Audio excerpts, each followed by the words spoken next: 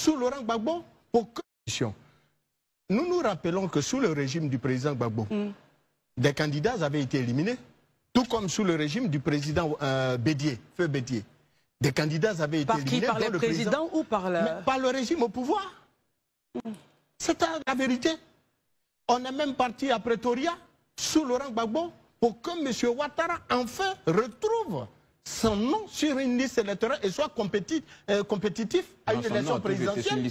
Non, pas être, mais soit compétitif, soit inscrit comme candidat à une élection présidentielle. Donc on devrait comprendre... À la suite d'un accord. Selon vous, moi, j'en appelle à cet accord par la voie du dialogue. Très bien. Quand vous dites ça, je peux l'entendre, mais quand vous dites que le président... Si vous ne m'avez pas laissé terminer, puisque vous m'avez arrêté... Excusez-moi, oui, je vous ai arrêté parce que... Il y a des... Vous avancez pas à pas... Par exemple, Élysée disait tantôt que le président n'a jamais fait vos recherches. Le président l'a dit en 2019. Maurice, lorsque je vous interpelle, vous arrêtez. Je vous interpelle, vous arrêtez, monsieur, je vous en prie, chère dame. Alors, je reviens pour dire... Je vous écoute. Les propos qu'on tient ici sont importants. Les phrases que nous faisons ont tout leur sens. C'est très important. Quand vous dites que le président, de son temps, en telle année, a dit telle chose qui n'éliminerait personne et qu'aujourd'hui on constate que moi en tant que journaliste je me pose sur les faits de loi et je me dis attention, est-ce que vous insinuez sur la base de quoi justement vous faites cette insinuation? Vous l'avez dit, et bon laissez-moi vous dire. Allez-y monsieur. Je dis et je le répète, quand vous avez en charge le destin d'un pays et que vous avez en face de vous une opposition, quand vous prenez le cas du président Laurent Gbagbo, mais vous voulez qu'on se dise la vérité, mais il faut bien qu'on se dise la vérité pour que justement l'opinion publique comprenne parfaitement. Notre rôle est effectivement de distiller l'information crédible au sein de l'opinion publique. Les faits sont là. Un ancien chef d'État, vous avez été à l'école, vous l'avez rappelé, vous êtes journaliste. Un ancien chef d'État est-il jugé dans nos textes en Côte d'Ivoire par une cour ordinaire? Ça c'est un premier point. Deuxième point, qui l'a envoyé à la CPI? Ce n'est pas l'État de Côte d'Ivoire, parce que tout simplement l'État de Côte d'Ivoire disait que notre appareil judiciaire n'était pas encore en capacité de le juger. Il est parti, jugé par une justice internationale. Il a été libéré de toutes les charges. Il est revenu. On nous sort un braquage de banque. Mais la banque même... Non, laissez-moi terminer. Non, la banque même... Non. Mais si vous ne me laissez pas... Chaque fois qu'on développe, vous m'arrêtez. Non, Marie, ça ne marche pas comme ça. Ça pose problème. Marie, ça ne marche pas comme ça. Et pourtant, quand les autres développent, vous ne les arrêtez pas. Marie, ça ne marche pas comme ça. Allez-y, madame. Je tiens à m'excuser, mais ça ne marche pas comme ça. Si vous allez sur un argumentaire que je ne comprends pas, je suis à loisir de vous interrompre et de dire expliquez-moi mieux. Ça n'a rien à voir avec distiller la vérité ou pas. Moi, je ne suis pas dans ce jeu-là. Excusez-moi, je ne suis pas dans ce jeu-là. Moi, je suis là, journaliste. Vous émettez un point, permettez. Vous émettez un point. Si je ne le comprends pas, pour pouvoir poser mes questions, je reviendrai sur vous, mais vraiment sans faux fuyant, très cher. Donc ça, il faudrait vraiment que ce soit bien intégré pour tous ici. C'est très important. Il faut ramener à ceux qui sont civilisés et disciplinés ce soir. Non, Herman, on ne va pas aller là-dessus. On va pas aller là-dessus.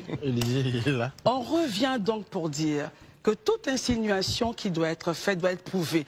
Ne prenons pas un point pour insinuer et défendre par un autre point. Vous émettez un point, vous expliquez. Et nous allons sur les points statutaires. La loi est là. Nous avons tous reçu un code électoral et une constitution. Donc quand nous avançons, allons sur des faits factuels.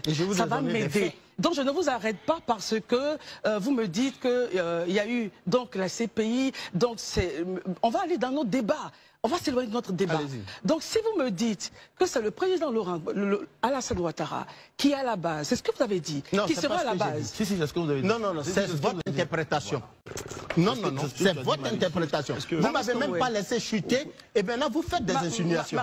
L'insinuation. Mais non, laissez-moi terminer. Et puis vous allez mieux me comprendre. Non, si vous m'aviez laissé chuter, vous auriez su où j'allais. Marius Komoué, vous allez arriver où vous allez aller, mais je me tiens pour dire que vous avez ici dit. Vous avez ici dit. Je termine. Vous avez ici dit qu'à une époque, il a dit ça. Et j'ai posé la question, voulez-vous insinuer que? Et vous étiez en train de déballer en allant dans différentes directions. Ramenez-moi sur le point, s'il vous plaît. Mais vous terminez et on passe à Élysée. Si vous me permettez de terminer, allez-y, terminez. Si vous me donnez la parole, laissez-moi développer sans m'interrompre. Non, je ne peux pas le faire. Je suis désolé, c'est pas... Non, excusez-moi. Vous terminez et puis on passe à Élysée. Alors, cette C'est aussi simple, hein, c'est pas compliqué. Nous faisons un travail de pédagogie. Et en la matière, je vous l'ai dit et je vous le répète. Je le répète et j'insiste pour dire qu'en 2019, au cours des meetings à Katiola, le président Ouattara a dit qu'il n'est pas de ses chefs d'État, de ses leaders politiques qui empêchent ses adversaires d'être candidats à une élection présidentielle. Que ce n'est pas lui son genre. Il a dit ça, on a retenu. Maintenant, je fais la même constat, moi en tant que responsable d'organisation de société civile. Au cours de son mandat, ou de ses différents mandats, il y a eu plusieurs événements d'élimination des candidats, comme on en a connu sous Bédié, comme on en a connu sous Laurent Gbagbo. Et il a fallu les accords de Pretoria pour que finalement M. Ouattara soit candidat. Mais les mêmes accords qui ont permis à M. Ouattara d'être candidat, je demande que cette même table de discussion s'ouvre. Ces accords s'ouvrent de sorte, ces discussions s'ouvrent de sorte qu'on trouve un accord qui arrangerait les uns et les autres et que nous allions à la paix, à cette élection, dans la paix totale. Et qu'on ne se retrouve pas à la fin de cette élection avec 3 000 morts, 4 000 morts, 5 000 morts. Déjà, le PDCI interpelle ses militants, lance un appel à ses militants de se tenir prêts pour on ne sait quoi.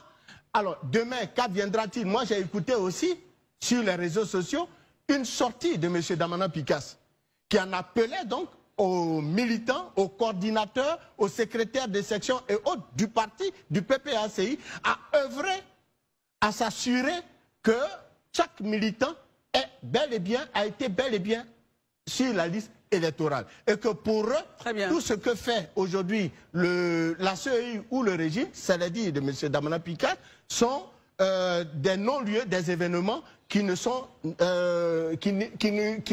qui n'apporteront rien justement au débat. Et pour ça, il a demandé aux autres de continuer à œuvrer, à s'assurer que les militants du PPACI ont été bel et bien. Et que bientôt des mots d'ordre leur seront adressés. Bon, nous ne voulons pas justement des crises. Nous voulons que nous voulons la paix dans ce pays. Et la paix, c'est le régime au pouvoir qui doit la consolider et nulle personne d'autre. Merci beaucoup. Élisée, vous avez la parole.